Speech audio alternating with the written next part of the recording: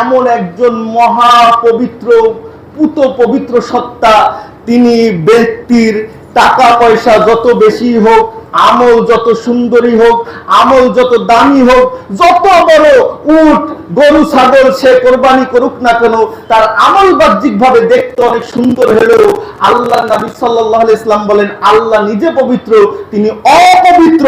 একটা হারাম পয়সাও বান্দার কাছ থেকে কবুল করবেন না। তার কোমর যদি রুকু সিজদা করতে করতে বাঁকা হয়ে যায়, সেটা যদি নবী মুহাম্মদ সাল্লাল্লাহু আলাইহি ওয়াসাল্লামের সুন্নাহ মোতাবেক না হয়, আল্লাহ রাব্বুল আলামিনকে রাজি খুশি করার জন্য না হয়, তাহলে সেই আমল দিয়ে কাল কিয়ামতের ময়দানে জান্নাতের তালা খুলবে না।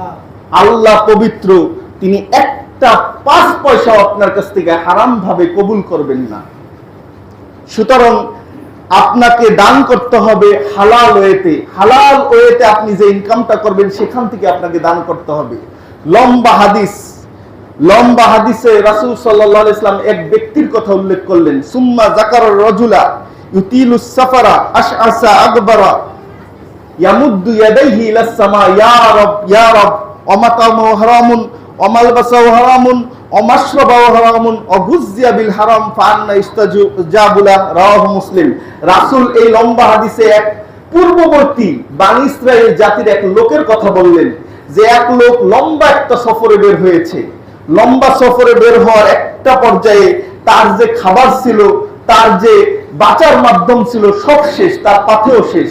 এখন সে বিপদগ্রস্ত হয়ে, এখন সে মৃত্যু আর এক মুহূর্ত তার সামনে অপেক্ষা করছে। এই মুহূর্তে খাবার না পেলে আরেকটু পরে সে মারা যাবে। বিপদ দেখে সে 2 হাত আকাশের দিকে তুলে সে বলল, ইয়া রব, হে আল্লাহ, আপনি আমাকে বাঁচান। বলেন সুবহানাল্লাহ। কথা বলেন, বিপদ হলে, আপনার জীবনে সমস্যা নেমে আসলে চাইতে হবে কার কাছে? তাহলে লোকটা কি সঠিক সত্তার কাছে চেয়েছে না ভুল সত্তার কাছে চেয়েছে? তার ঈমান ঠিক না ব্যাঠে? আমার আপনার মতো খাজা বাবার কাছে সে চায়নি। বোঝা গেল আমার আপনার চাইতে তার ঈমানি পরিপক্কতা বেশি ছিল, কিন্তু এরপরেও সে